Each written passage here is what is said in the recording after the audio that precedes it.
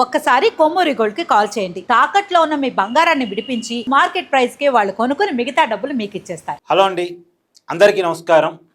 Trump అహం plus Iran తెగింపు equal to ప్రపంచ వినాశనం. మళ్ళొకసారి మీకు చెప్పే ప్రయత్నం చేస్తున్నాను. ట్రంప్ అహం ప్లస్ ఇరాన్ తెగింపు. నేను ఎలాగూ నాశనం అవుతున్నాను, అందరినీ నాశనం చేయాల్సిందే. నా మీద యుద్ధం ప్రకటించిన వాళ్ళు, యుద్ధం ప్రకటించడానికి సహకరించిన వాళ్ళు అందరూ కూడా అందరినీ నాశనం చేసే నేను నాశనం అవుతా అనే ఇరాన్ తెగింపు. ఈ రెండు కలిస్తే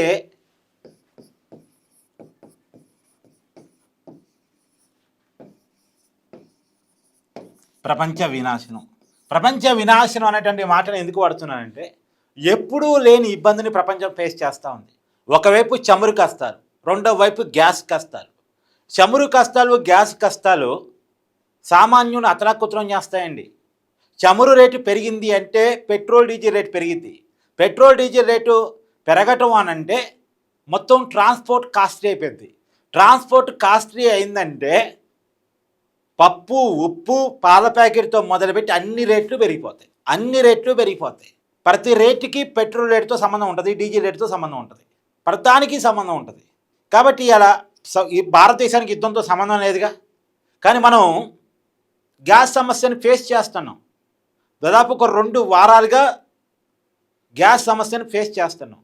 ఇప్పటికీ నేను ఇప్పుడు హైదరాబాద్ జూబ్లీహిల్స్లో ఉన్నా. ఏ హోటల్ కన్నా వెళ్ళండి, లిమిటెడ్ ఐటమ్స్ మాత్రమే దొరుకుతున్నాయి. లిమిటెడ్ ఐటమ్స్ మాత్రం దొరుకుతున్నాయి. గ్యాస్ ఎక్కువగా ఖర్చు అయ్యేటువంటి డీప్ ఫ్రై అయ్యేటువంటి ఐటమ్స్ వాళ్ళు ఇవ్వట్లేదు. ఎందుకు అంటే కమర్షియల్ గ్యాస్ దొరకట్లేదు కాబట్టి. పైగా చాలా చోట్ల గ్యాస్ ట్యాక్స్ అనే పేరుతో 20 రూపాయలు అదనంగా వసూలు చేస్తున్నారు. ఎందుకంటే వాళ్ళు బ్లాక్లో గ్యాస్ కొంటున్నారు కాబట్టి. అంటే ఒక్కసారి హోటల్ బిజినెస్ ఇబ్బంది పడింది అంటే, అన్ని రకాల ఐటమ్ దొరకట్లేదంటే ఎక్కువ మంది కస్టమర్స్ రారు. ఎక్కువ మంది కస్టమర్స్ రాలేదంటే హోటల్ బిజినెస్ దెబ్బతింటుంది. హోటల్ బిజినెస్ దెబ్బతింది అంటే ఒక హోటల్ నమ్ముకొని సప్లయర్స్ ఉంటారు, షెఫ్లు ఉంటారు, క్లీనింగ్ సిబ్బంది ఉంటారు. అది కాక మేనేజ్మెంటు. ఒక మేనేజ్మెంట్ నష్టపోదు.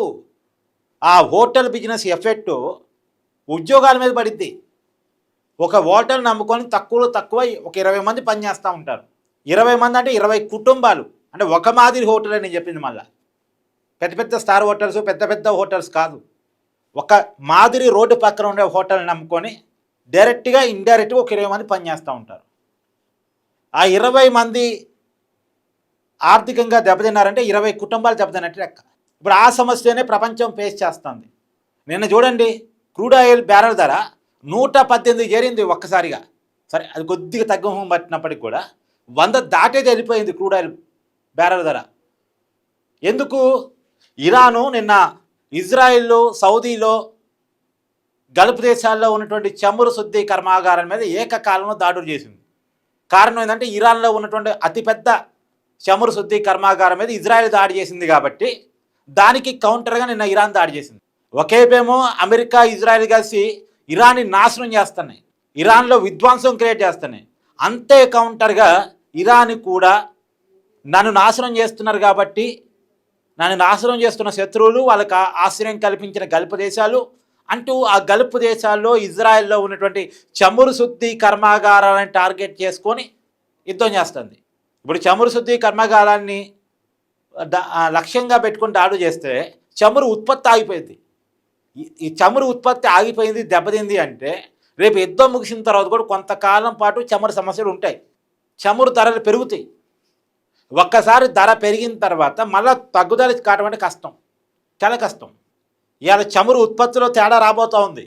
జనాలకి అంటే డిమాండ్ తగ్గ సప్లై తగ్గిపోతూ ఉంది. ఇప్పటివరకు మనం ఎదుర్కొనే సమస్య ఏంది?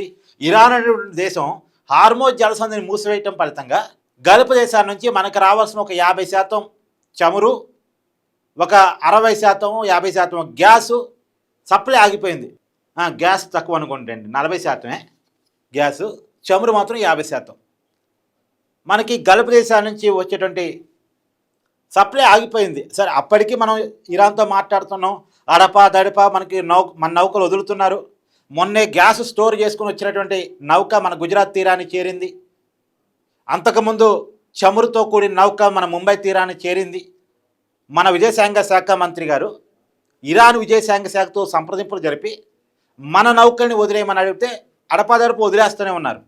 వాళ్ళు వదిలేస్తూనే ఉన్నారు. యుద్ధంతో సంబంధం లేని దేశాల యొక్క నౌకల్ని అడపాదడపు వదిలేస్తూనే ఉన్నారు. అయినప్పటికీ ప్రాబ్లంగానే ఉంది. ట్రంప్ కనీసం వాళ్ళ హర్మోజ్ జలసంధిని మూసేస్తారేమో, మూసేసినప్పుడు ఏం చేయాలనేటువంటి ఒక ముందస్తు ప్రణాళిక లేకుండా యుద్ధం స్టార్ట్ చేశాడు. యుద్ధం స్టార్ట్ చేసిన తర్వాత యుద్ధంలో జరిగేటువంటి ప్రతి పరిణామానికి కౌంటర్ స్ట్రాటజీ ఉండాలి కదా. ఇప్పుడు మనం యుద్ధం స్టార్ట్ చేస్తాం, యుద్ధం స్టార్ట్ చేసినప్పుడు అవతల వాడు ఎలా రియాక్ట్ అవుతాడు, అవతల వాడి రియాక్షన్ మన కౌంటర్ ఎలా ఉండాలి ఉండాలి కదా. ఇప్పుడు యుద్ధం స్టార్ట్ చేసినప్పుడు అవతల వాడి బలాలు ఏంటి, బలహీనతలు ఏంటి, వాడుకున్న ప్లస్లు ఏంటి, మైనస్లు ఏంటి తెలుసుకోగలగాలి. నా దగ్గర సైన్యం ఉంది, నా దగ్గర డబ్బు ఉంది, ఏమైతే వాడు చిన్న బచ్చగాడు, అందులో ఇజ్రాయెల్ నేను కలిసి వాడెంత ఇలా చిటికేసినంతసేపు పట్టదు అని అనుకుంటే ఎట్టా. ఇప్పుడు ఇరాన్ తెగించి పోరాటం చేస్తుంది. ఊహించదు అసలు అమెరికా ఇంత తెగింపు వస్తే ఇంత ఫైట్ చేసింది అనుకోలే. వాళ్ళు సుప్రీం లీడర్ని చంపేస్తే ఆటోమేటిక్గా లొంగిపోయిద్దిలే అనుకున్నారు.